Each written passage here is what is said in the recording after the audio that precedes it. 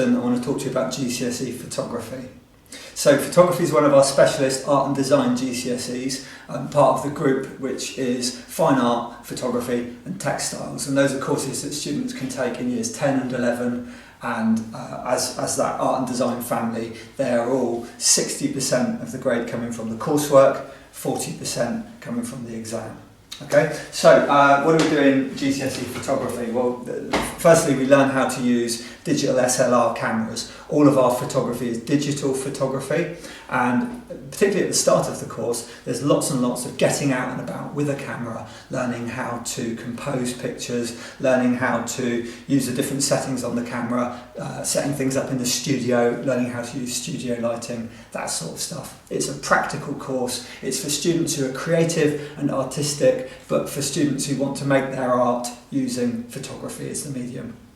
About a third of the time we're in an IT suite, because a really important part of being a GCSE photographer is learning how to manipulate pictures. We use Adobe Photoshop, and we do a lot of work on how you can layer photographs to make photography collage. We do work on how you can add colour, how you can saturate and desaturate your photography, how you can do really creative artistic things with the photographs that you're taking.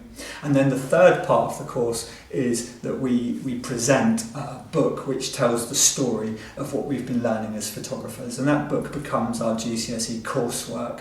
So when I talk to students about GCSE photography, I usually say it's a third of the time out with a camera, a third of the time approximately in the classroom working on our book presentation, and a third of the time working using IT, making creative manipulations of your work.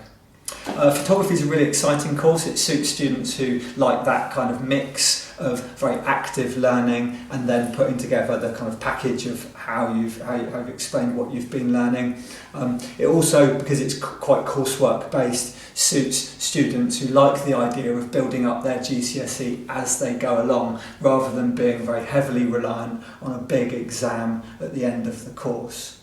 At the end of the course there is an exam project, but it's a project like any other GCSE photography project where students get an extended period of time with a theme that they've been given to explore that theme, to get help from their teacher exploring it, and then they create a really amazing photography art final piece for exhibition. And in our experience that exam is not a scary experience, because it comes at the end of a 2-year course where you've really been learning and practicing the skills that you're going to use.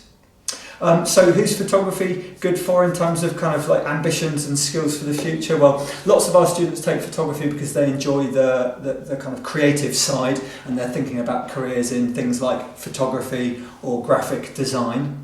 A number of our students, I would say, do photography because they're attracted more by the IT aspect of it, and they enjoy working with computers and again careers like graphic design, but also web design and anything that involves kind of building IT literacy. Photography is really great for. And probably our third group is students who are interested in careers in things like journalism, so learning how to use pictures to tell stories and to talk about the things that are important to you in the world is a really important aspect of the work we do.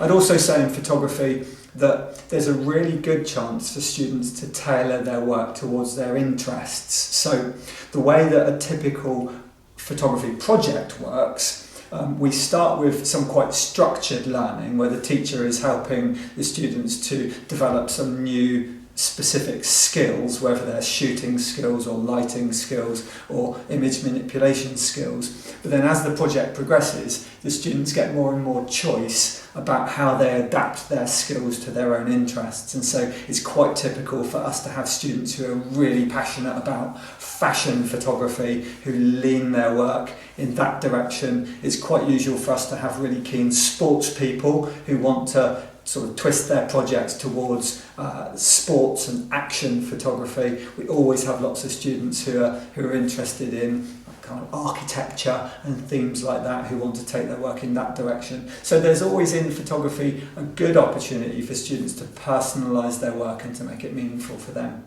Okay, so that's the end of my talk. I really commend photography to you. It's a really exciting course. Lots of our students really enjoy it. Thank you.